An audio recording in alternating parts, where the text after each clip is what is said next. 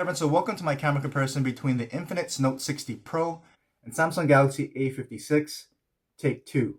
So I'd already shot all the photos and videos for this camera comparison for the launch of the Note 60 Pro, but since then Infinix has come out with a few different software updates that also update the cameras. So I thought I would redo all the photos and videos for this comparison with the latest updates from both phones. And since I already recorded this explaining more about the phones and the camera specs, here is some of that footage so you can compare what it used to look like before the software updates in the same room and similar lighting conditions. And so they both use 4nm processors. The Infinix has gone with a Snapdragon 7S Gen 4 this year, and the Samsung has its own Exynos 1580. So that means obviously it's going to have some different image processing, but they both have very similar camera setups. They each have a 50 megapixel main camera on the rear, and they each have an ultra wide angle camera. The Infinix is an 8 megapixel shooter, while the A56 has a 12 megapixel ultra wide. And they each have some selfie cameras on the front. It is a 13 megapixel shooter on the Infinix, 12 megapixels on the Samsung, and they're both capable of shooting up to 4K 30 frames per second video. And I should note that the A56 does have a 5 megapixel macro camera as well, which honestly is not very useful to me, but it's there if you need it. And here's some indoor footage of portrait video on the Infinix Note 60 Pro, so you should see this artificial background blur. And on the Galaxy A56, there is no dedicated portrait video mode like other Samsung phones. There is portrait mode for photos, but just not for video. So let me know if you missed that feature on the A56. But like I always do, I'm going to show you a bunch of photos and videos in both good and low light conditions to help you decide which of these two camera systems are going to be best for your smartphone camera needs. So go ahead and take a look at all the photos and videos and let me know what you think.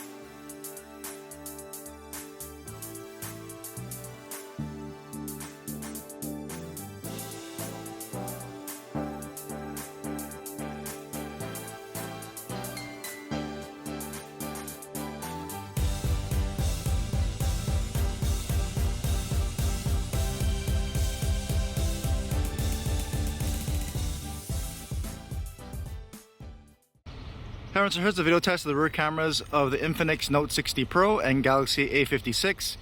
As you can see, they both are actively recording from the rear-facing cameras.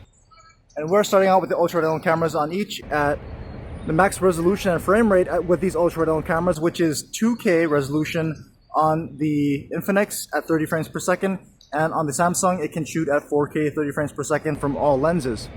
And so I'm just going to pan around here to give you a side-by-side view of these ultra-wide-angle cameras in this setting. Of course, I like this because there's a lot of blues, greens, and reds, a lot of core colors to compare. Some clouds in the mix too, so you can get some texture and contrast in the sky. And I just pan around so you can see how it handles the overall exposure and everything. You can see how the shadows in the trees look. But I'm going to stop the video, I'm going to come back so I can get max resolution on the main cameras on the Infinix. Hey, so we're back with the main cameras, this time at, again, max resolution and frame rate. This time Infinix can shoot up to 4K 30 frames per second with the main camera. Same with the Galaxy A56. So I'm going to do the same thing, just pan around here in this same location so you can see how it handles everything. You can see how it handled those shadows in the trees and how the exposure looks, especially as I pan back up into the sky where there's a lot more light. And we'll pan over here to the right and we'll test the zoom out on that cell tower. So we have a 2x crop on the main lens on the Infinix, same 2x zoom here on the A56, and the Infinix can go all the way up to a max 10x zoom there. And on the A56, same thing. So 10x digital zoom on each. You can see what that looks like, and you can really tell it's digital. But overall pretty steady at this focal length. And so we'll back them both out on the A56 and on the Infinix. And we'll do a focus test here on the post. So autofocus test, really quick autofocus there with the Infinix. That's actually really sharp and really quick. And now with the Galaxy A56. Same thing, pretty snappy there. There you go. So both actually are very quick and snappy autofocus. Some decent natural bokeh or background blur there. And I'm just going to walk down the stairs here so we can test out the stabilization and show you what that looks like here side by side as I go down the stairs and through the pathway here. And I'll just try to jog to try to stress out that stabilization a bit. So there you go, a quick 4K test here. The main camera on the Infinix Note 60 Pro and Galaxy A56. Let me know what you think. Hey everyone, so we're back with the rear cameras. This time I've got portrait video on the Infinix, and the Galaxy A56 does not have a portrait video option. Usually on Samsung phones there's a dedicated portrait video mode. There is no such mode on the A56 that I can find.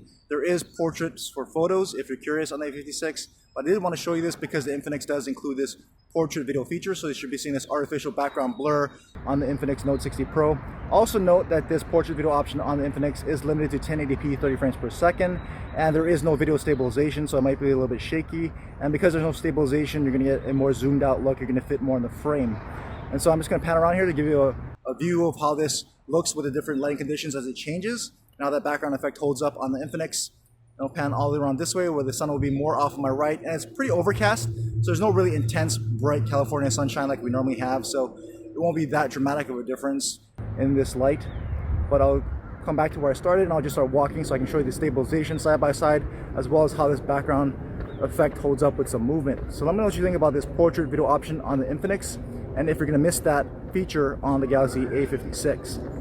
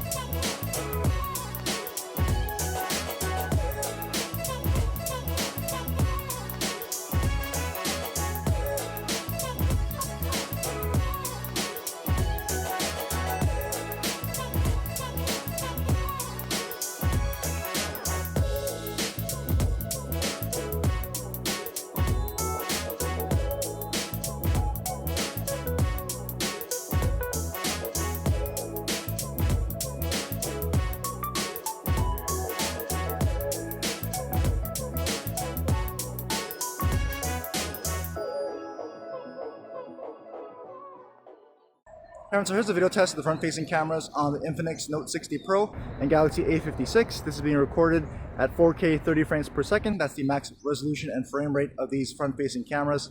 And so obviously I'm outdoors. This is where I usually test. It's a fairly sunny day, a little bit of overcast, so actually it's a pretty good lighting situation here. Not super harsh light, pretty even overall. So this is the best possibility and best scenario for these cameras to be looking at its best. And I'll just go ahead and just pan around so you get a chance to see what this looks like with some changing light conditions, with the light more off of my left and maybe a little bit behind me. And I'll keep panning around this way so it's more off of my right. You can see how everything looks now. And I keep panning around this way and it's going to be more shining directly on me. And we'll pan all the way back to where we started, and I'll just walk so I can show you the stabilization and how that compares here side by side. So let me know what you think about the front-facing video quality here of the Infinix Note 60 Pro and Galaxy A56. Alright, so we're back with the front-facing cameras, but I have portrait video on the Infinix, and there is no portrait video option on the A56. For Samsung devices, there's a separate dedicated portrait video, and I'm not seeing it here on the A56, so unfortunately, you're not going to be able to have this artificial background blur for video on the A56. There is portrait mode for photos though. So I just want to show you this because the Infinix does have this capability, so you can see what this looks like here. I'll just pan around so you get to see how this background effect on the Infinix holds up and what this blur effect looks like as the lighting conditions change. And I'll pan around this way so the light is more off of my right now. And then all the way back this way so it's more directly on me, which should be looking pretty good because that background blur effect needs a good amount of light typically. And so we'll pan all the way back around this way, and I'll just walk so I can show you the stabilization again, as well as how this background effect holds up with some movement. So let me know what you think about portrait video on the Infinix Note 60 Pro, and whether or not you're going to miss that feature on the Galaxy A56.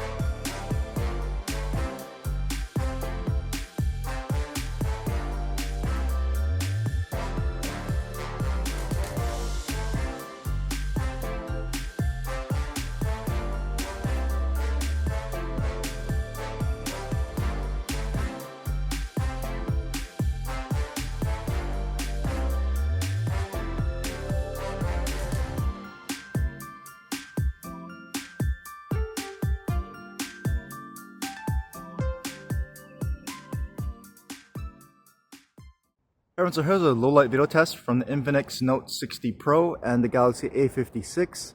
This is the ultra wide angle camera to start out on each at 2K 30 frames per second on the Infinix, which is the max resolution and frame rate on its ultra wide angle camera. And the A56 is at 4K 30 frames per second because that is its max resolution and frame rate for its ultra wide angle camera. I'm just panning around here, give you a side-by-side view of how these ultra-wide angle cameras compare in this particular setting here at night. And then I'm going to stop the video and I'll come back with the main cameras here. Alright, so we're back with main cameras, and this is at 4K 30 frames per second on each phone. So the main camera on the Infinix is capable of 4K 60 max resolution and frame rate, and the A56 still at 4K 30 frames per second. So I'm going to do the same thing and just pan around in the same scene to give a side-by-side view of how these main cameras can perform. And obviously it's a little bit brighter because the main cameras are larger sensors.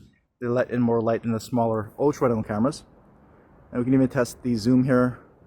And we'll go to that sign at 2x. So 2x crop on the main sensor there on the Infinix.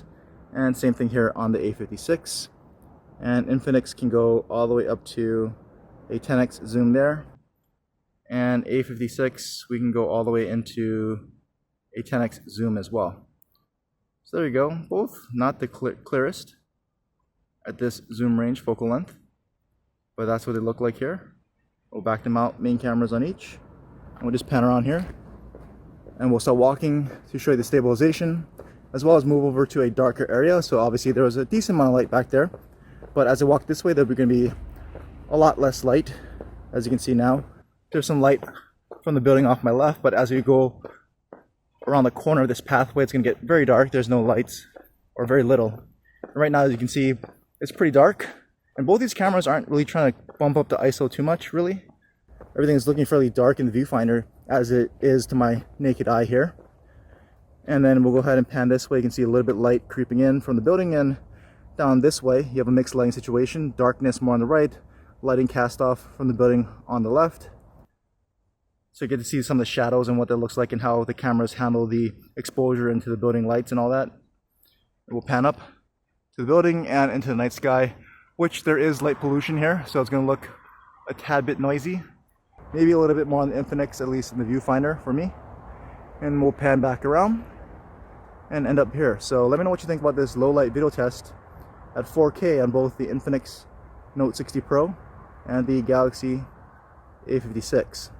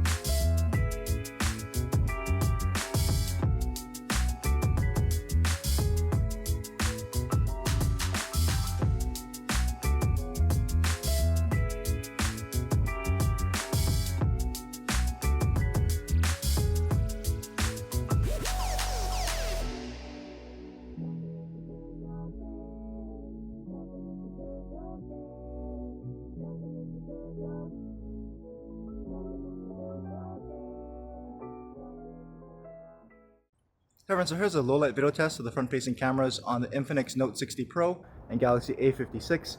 This is being recorded at 4K 30 frames per second, the max resolution and frame rate for each of these selfie cameras here.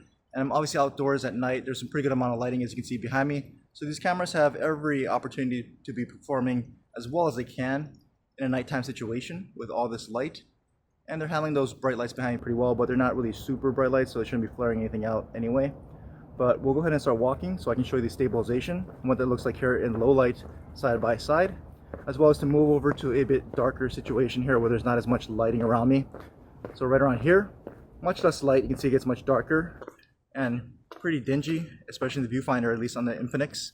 But we'll pull up here and pan all the way around, and I'll show you what the cameras look like with some really bright street lights back there. Those are definitely bright lights, and these front cameras are handling fairly well. No real major flare outs. The tint on the Infinix looks to be shifting a little bit, at least in the viewfinder to me. But we'll go ahead and pull back here where there's a lot less light, so you get a view of that here side by side in this scenario here. But let me know what you think about the low light performance here of the Infinix Note 60 Pro and Galaxy A56 and the overall camera comparison between the two here. And so for me, personal thoughts, I think they're going to perform about as well as you would expect these mid-range type of cameras to perform. It's not going to be mind-blowing performance, but it's going to be passable, or more than passable, especially in good lighting. In low light, of course, it's going to suffer And what I noticed is, of course, just like other mid-range phones, you're not going to have as much of a focal length or zoom range, and the image processing won't be as clean. So I think overall, personally to me, the A56 on the Samsung has better overall consistent image processing that I think more people are going to like than the Note 60 Pro does. Although the Note 60 Pro may be a little more natural in the color tones, but I think overall camera processing, I think, is just cleaner and probably more eye-pleasing to most people on the A56. But do let me know what you thought and what your own personal feelings are. I'd love to hear them in the comments. Also, if you have any questions about the cameras or in general about either of these phones, I know the A57 is about to drop from Samsung, but this is what we got to work with right now. Again, let me know if you have any questions or comments. I'll try to answer what I can. And as always, thanks for watching.